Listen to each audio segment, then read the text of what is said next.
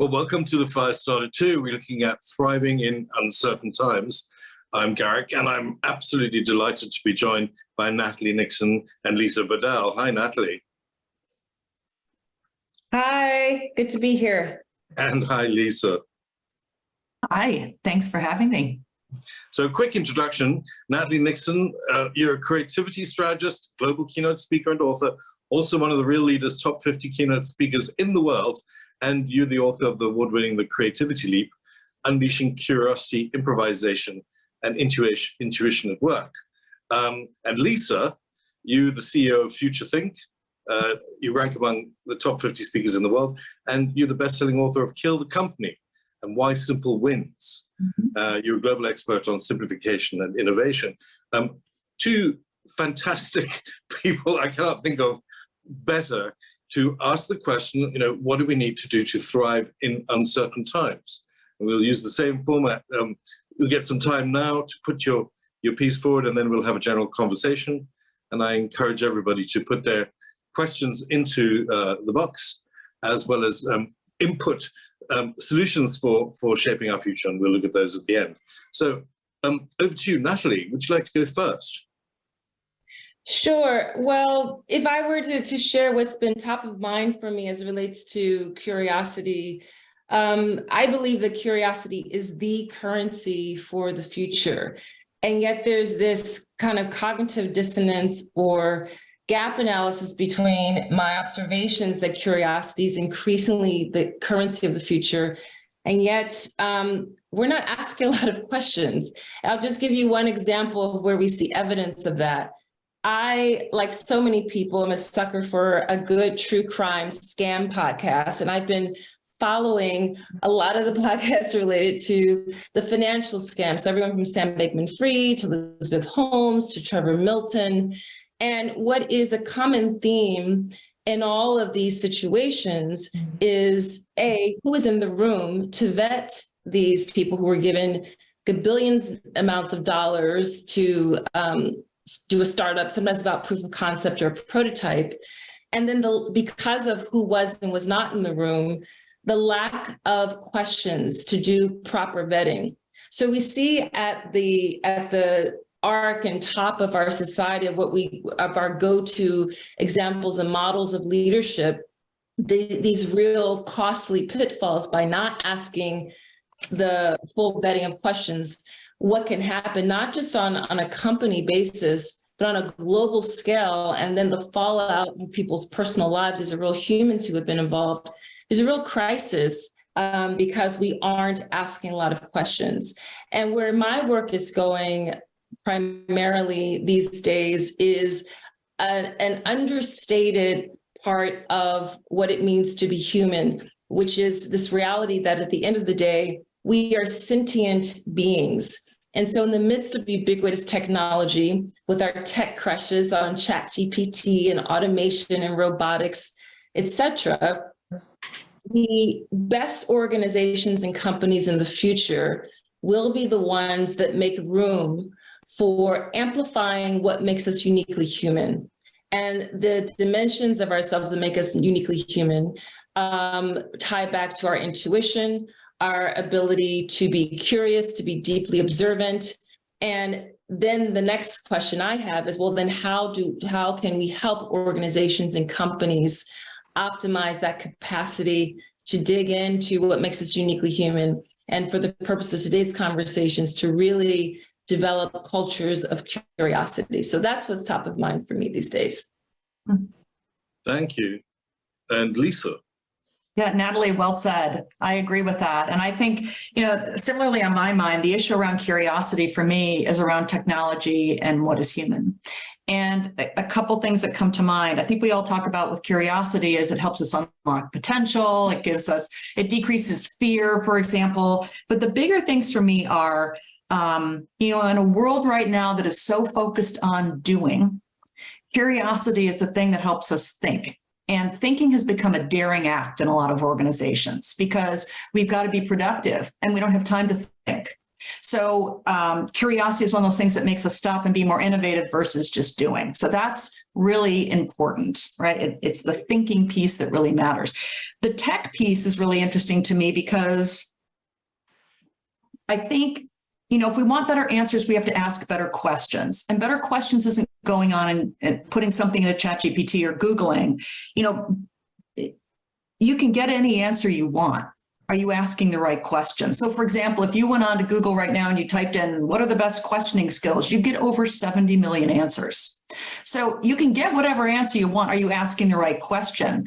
And it's become a big deal, not just within work, but within kids. We are not teaching provocative inquiry to children, and we need to start doing that. And it became such a big thing in terms of our lack of ability to really ask questions because we rely so much on technology that they even brought it up a few years ago at the World Economic Forum as a key skill that we've got to start teaching kids again because they've forgotten how to ask questions because they're so dependent on technology. So I view curiosity as, just like Natalie said, it's something that makes us human. And I think it's something that's going to be even more important as we become more reliant on technology to make us think and to make us really understand what the real answers are. Thank you, Lisa. And to both of you, Natalie, thriving in uncertain times. Uncertain times we know exist always, change is always with us. Things are always destabilizing, depending on what the context we're exploring and what we're exposed to. But what is it about curiosity that enables us to survive or even to thrive in uncertain times? And what is it that we need to pay attention, perhaps broader than just curiosity? What are the things we need to pay attention to in your mind right now in terms of all the uncertainty? And as you talked about, one example being the lack of proper questioning or thinking in the highest levels. What are your views? Well, first, I just want to +1, +1,000 on what Lisa just said about how asking questions is absolutely learned behavior. And our colleague and friend Warren Berger talks about that quite a bit, how we should actually be teaching how to ask questions in addition to the elementary school level, all the way up through high school and university level. But in terms of how questions can help us to thrive and building a capacity for curiosity can help us to thrive during uncertain times, I developed this framework called the CQ, our creativity quotient. So we all know about IQ, our capacity for intelligence. In the last 60 years, we've become more familiar with using this term of EQ, emotional intelligence, which is about showing up to work from the heart up. But it's also really important to show up to work from the gut up and doing more gut up work. And that's building our creativity quotient. And so what's interesting about the precursors to curiosity and this CQ framework I developed is that it really starts with gratitude. And gratitude is seated with what some of the panelists before us just referenced about being deeply observant, right? And once we are grateful, and there's all sorts of exercises and thought experiments we can do that take 60 seconds in our day to do a reset to help us to be more grateful. That sparks humility. And being humble is the beginning of becoming a systems designer. And humility then helps us to ask better questions. And the reason why this is important in terms of thriving in a really uncertain environment is that I think the plague of disconnection that so many people feel, which is connected to burnout, it's connected to social isolation and alienation, is that when we practice gratitude, which builds humility, which gives us the capacity to have no shame to the questions we're going to ask, we actually see ourselves as part of a larger whole.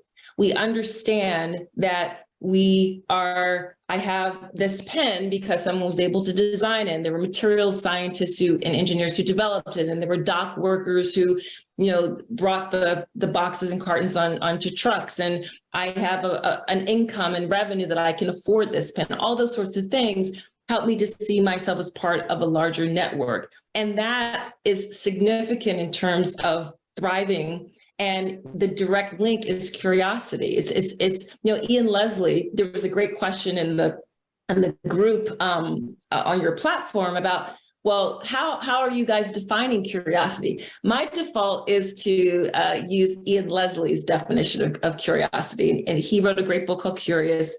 He says that curiosity is the product of an information gap. You need to know just a little bit about something to be curious. It's not the absence of knowledge or information, it's just knowing just a tiny bit. So through gratitude, humility, observation, and being able to frame those questions, we will see ourselves as part of a larger whole. And that's on a personal level and on an organizational level in terms of the ways that we work that will really help us to thrive organizationally and as a society. I'm fascinated by a number of things that you've said, both of you, and in an area that I hadn't considered, the link between being grateful and the reset that does to us.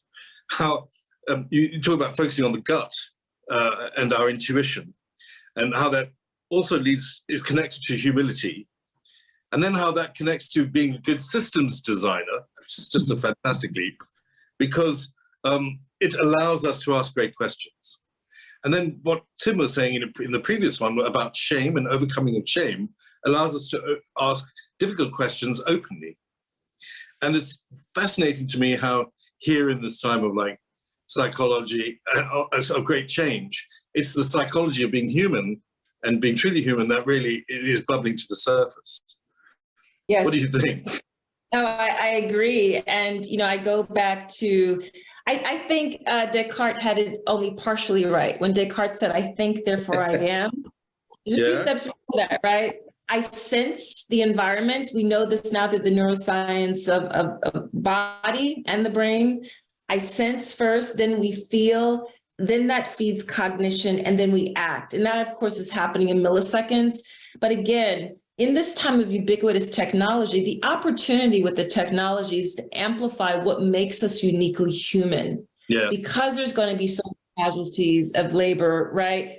Basic tasks will be taken over. So why not lean in to the unique dimensions of ourselves that are particularly human? And going back to that sentient dimension is, I think, a big opportunity right now.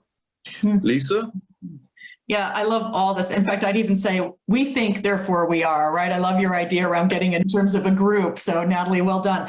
I think there's a lot about thinking that's really good with curiosity. There's a couple more dimensions I'd bring into it, which is important for the people, I think, on the listening here that are leaders and part of an organization. To me, yes, curiosity makes us human, but it also, as leaders, the cool thing about what curiosity is doing right now is people are tired. I'm tired. I mean, there's a lot of people are tired. We've been through a lot in the last few years. And I think that what curiosity does is it gets us out of our habits. Because I don't think people realize, they think they're in a groove, but they're really in a rut. And the problem is, for many people, grooves and ruts look and feel exactly the same. We think we're doing the same thing over and over, therefore it's efficient and it feels good, but it might not be the best way to go. So by challenging things and questioning things and being more curious, we might get out of a rut and get into a better groove. So I think that's really important. So as leaders, questioning is really good to shake up our habits, right? We're creatures of habits as human. The other thing I think is really good in challenging times is we get to be scattered. There's so much going on. Curiosity allows us to focus, right? Curiosity, if we ask a really good question, it hijacks our brain. And so, for example, one of the examples I like to use is, what color is your house? Now, for many people, you'd be able to answer right now what color your house is. Right? Mine's gray. And what I'm trying to demonstrate is curiosity hijacks your brain. And if I ask a good question, I'm going to get people to focus up right away on a problem rather than being distracted. Even better, if I ask a really good question, I'm not just going to get you to get out of a groove. I'm not just going to hijack your brain and get you to focus, but I'm going to create action. And we've seen with curiosity too, like if I ask you, how likely are you to vote in the next election? Just by asking you, you are 35% more likely to not just think, but vote, right? How likely are you to work out today? You're 10% more likely to do it. I wish my husband would ask me that every morning because I would get up and actually do it. But like what I'm trying to get at is, I think there's a lot of power for leaders and organizationally beyond just, being curious. I think they think of it as light. It is a real business mandate that needs to happen because of what it can do to focus us up in challenging times. I'm interested in please, Natalie. No, sorry. I was going to say, I'm interested in one of the questions that's come out of the panel about observing leaders in times of uncertainty, focusing on the doing, not the thinking. And I think I'm certainly guilty of that. When things get tough, you sort of double down and you get tough on what needs to be achieved, maybe just the numbers and so on, and you forget about the humanity of what's around you, knowing that if you tap into that, you're probably unleashing more energy to achieve what you're trying to do. That's one example I can think of. Do you have other examples of what we could do to encourage leaders to encourage curiosity or other useful things in times that are distressing and difficult and disruptive? Who wants to go for it? Natalie, you want to go first? No, you can go. I'll follow. Okay. I'll take it. I think there's a few things we can do. I mean, one is obviously modeling it from a leadership perspective because of, building on some of the great things Natalie said. It's the human piece, right? We're humans, so we have fear. And unless I do it as a leader and create that psychological safety, no one else is going to do it. So I have to start using those stems like I'm thinking about, or have we considered, just to create the open environment. I think the other thing is, as leaders, inviting unusual suspects into the conversation. So I love the idea of telling people on my team to have more brain dates with people. People love to talk about themselves. So call them up and have a 15-minute brain date with them and leverage the power of others' brains, right? Ask them really good questions. The other one that I love is embedding it into our everyday work. So rather than sending out meeting notices, for example, that have subject lines like, attend Lisa's 30-minute status meeting, boring. What if instead in the subject line, I actually posed the question that I want to actually answer in the meeting. So I can start to hijack brains earlier. So start using questions and subject lines in the start of the emails as your agenda to get people thinking about questions rather than boring statements and tuning out. Those are a few things that come to mind for me. They're super actionable. Natalie? Yeah, so I just wanted to build on something that Lisa said about how curiosity helps us to focus. Yes, and another really important business ROI of curiosity is the wonder. And anyone familiar with my work knows that my body of work talks about creativity as our ability to toggle between wonder and rigor to solve problems, generate meaning, and produce novel value. And I don't think we can discard the wonder. There's so much that has been germinated because when certain companies have actually incentivized and given the space and time for that broader, expansive thinking. So curiosity does require both the focus, but I think the germination starts with the wonder. And I think that's equally important. Socrates said that that wonder is the root of all wisdom and knowledge. But in terms of really practical things that leaders can do in order to build a capacity for curiosity, number one is we have to equip everyone with an understanding of what I call a taxonomy of questions. Not all questions are created equally. So there are divergent questions such as why, what if, I wonder. I don't know about you, I literally feel myself feeling lighter when I'm allowed to ask, I wonder, what if, right?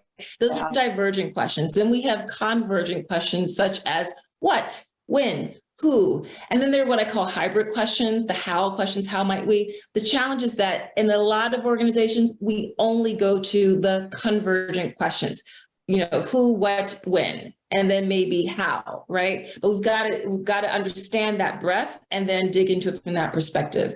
I also really advise a lot of my clients to tiptoe into having meetings that are only focused on question generation. And so we've heard of brainstorming. A really fun exercise that we can do is something called question storming. And it doesn't take a ton of time. The prompt is maybe a question. The prompt is a how might we question. The prompt could also be just an image. The prompt could be a problem or a challenge or an opportunity, right? And then generate questions, again, knowing the taxonomy of questions.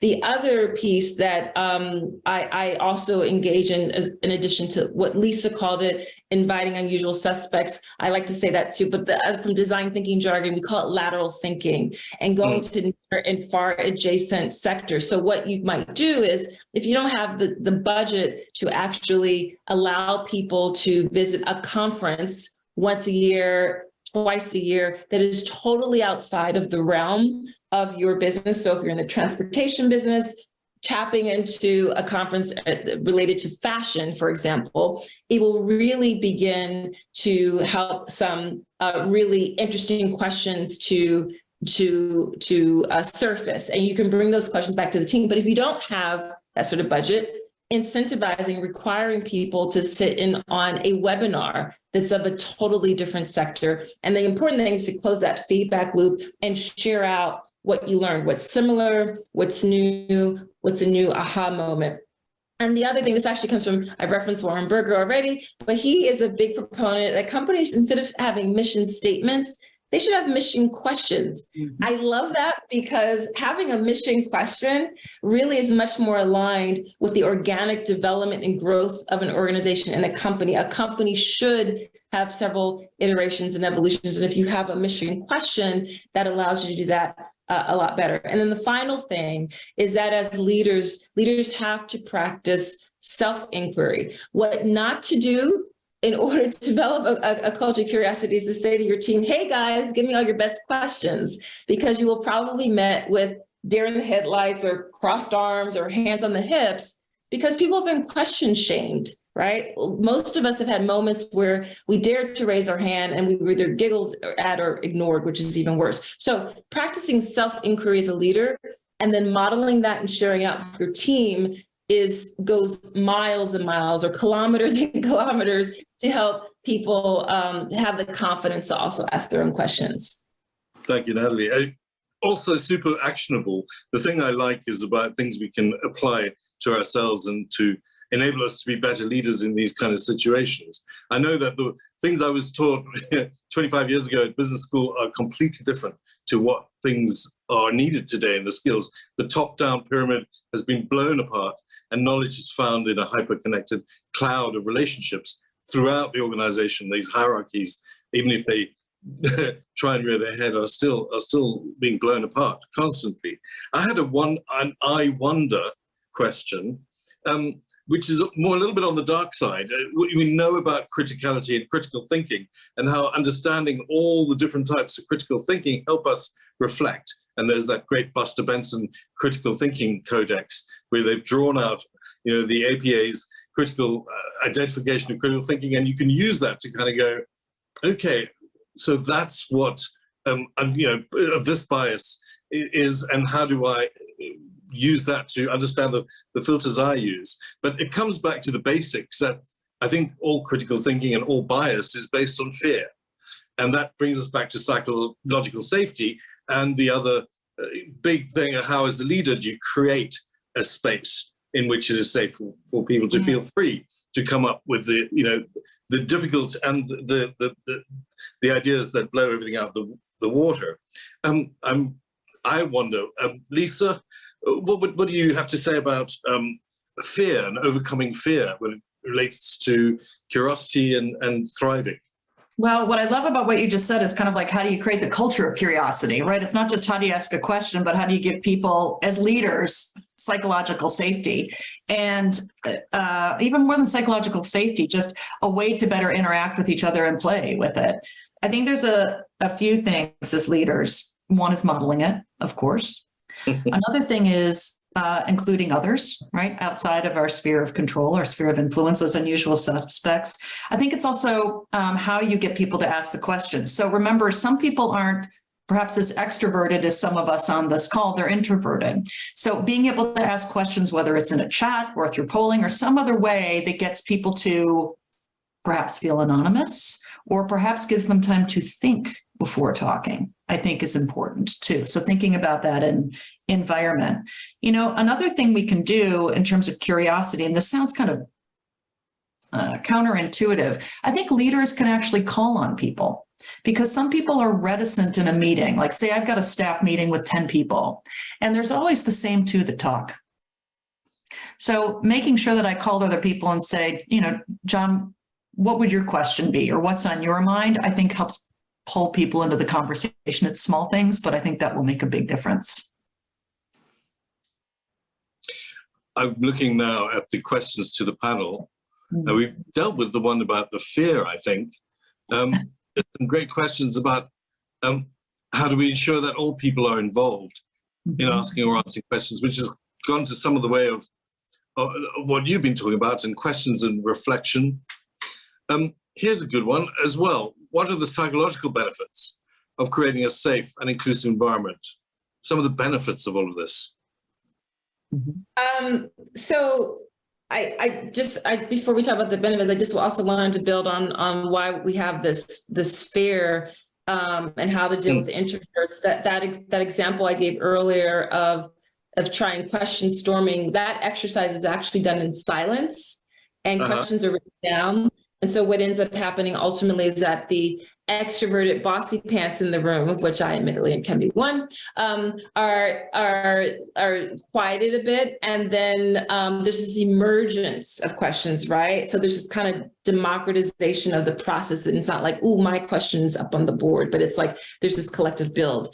I think one of the positive things that can happen when we build a culture of curiosity, if we're understanding and exposing, not to nerd out too much, but a bit of the neuroscience of what's happening in terms of our bodily reactions, is that we become more self-aware as individuals, and we become more empathic to each other, because curiosity is actually the precursor to empathy. So many leaders over the past 3 years have been saying empathy, empathy, empathy. Empathy is so key to the future, but you can't actually empathize with a soul until you have the ability to ask and frame new and different questions. To be able to ask, well, why do they do it that way and not our way? How come? Why do they sit over there and not over here with us? If you're not able to even ask the questions, you truly cannot empathize. So that's a really beautiful outcome of building this culture of curiosity. But in terms of kind of unpacking what's happening in our body, in our brain, when we are asked a question,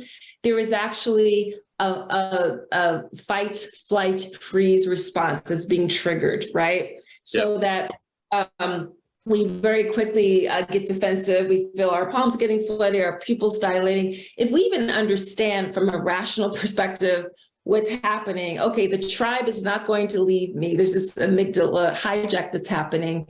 I'm in an office building with a door and windows, and these are reasonably friendly people. You can kind of talk yourself down from the tower. So I do think that self-awareness on that level of actually understanding what's happening in the body also helps to squash remarkably a lot of the fear. I learned this when I was a professor. I taught business students, engineering students, design students.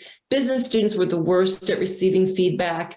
Engineering students were a little better. Design students were really great because design students were on a repetitive level used to the crit and the critique, and needed to separate themselves from the body of work. And so it comes with practice that we get better at receiving the feedback and receiving the questions. And I think I've got the last question for our panel, which is really a question which has come from the audience about how do we teach the next generation to ask these kind of questions? And I love that because it really gives us a focus for what do we need to do next, and how do we teach the next generation? Lisa? Oh, I like the idea around the question storming and that everything starts with a question. So I think practicing it is a big deal. Yeah. I also think we're living in a world that's less, the challenge with education is this is a really deep-rooted thing to change, but around our testing is very black and white, multiple choice, et cetera. And being able to live in more of an open-ended world, I think, is going to evoke better creative problem solving for kids, right? There's a lot of gray area in life. It's not multiple choice. So that's a way to do it. Also modeling the questions. I know I just said that, but the more you hear good questions and what makes a good question, the better you are at asking it. So I like to really give examples to people of what makes a good question and, really teach people it's okay to be provocative. And Natalie? I mean, I think all of these examples are superb. The only thing I might add is the next time you're interacting with a young person, instead of asking them, what do you want to do? Ask them, so what are you into? Because let's be honest, I don't know about you, but who knows what they want to do when they're 17, 21, whatever the younger age is. But if you ask them, what are you into? That gives them permission to share their present state versus having to project themselves into a future state. And we know that the best way to build a future state is to be hyper observant of the present and to be hyper observant of all the signals that are happening in the present landscape. And it also just shows a genuine interest in the person. And I think that simple reframe of a question when we're interacting with a young person will help them to not shirk away from questions, and hopefully it will be that level of modeling that we've all been speaking about. So ask, what are you into? Not what do you want to do? Great example, right? Because now I'm going to use that. I've got a couple teenagers. I'm on that, Natalie, right away. So giving people good questions. Two powerful things I think you could do performance review wise at work is, now these are a little bit more blunt, but this is interesting. When you ask people, what do you want? That's interesting because it makes them think. Like, people are apt to complain, but when you say, well, what do you want? It really focuses to think about, well, what do you want? And then the next follow-up question that's even better is, what's stopping you? So if there's ways, we can get into that.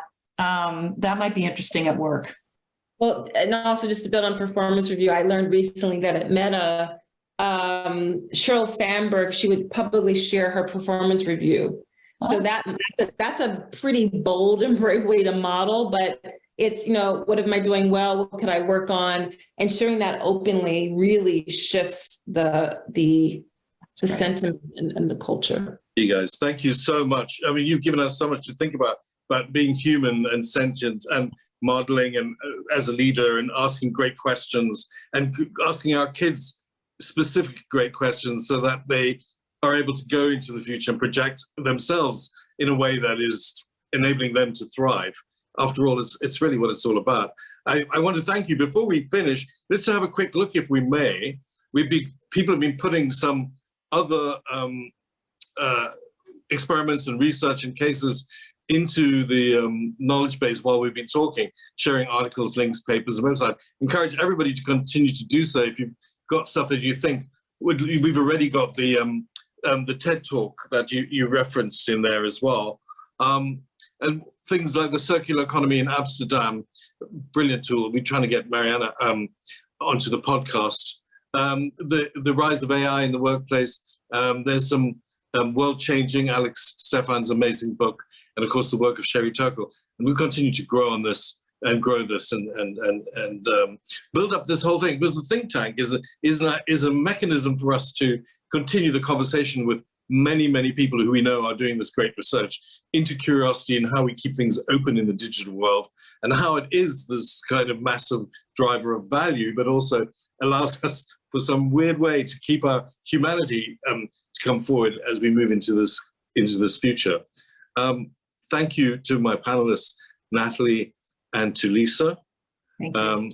You're welcome. Thanks for having us.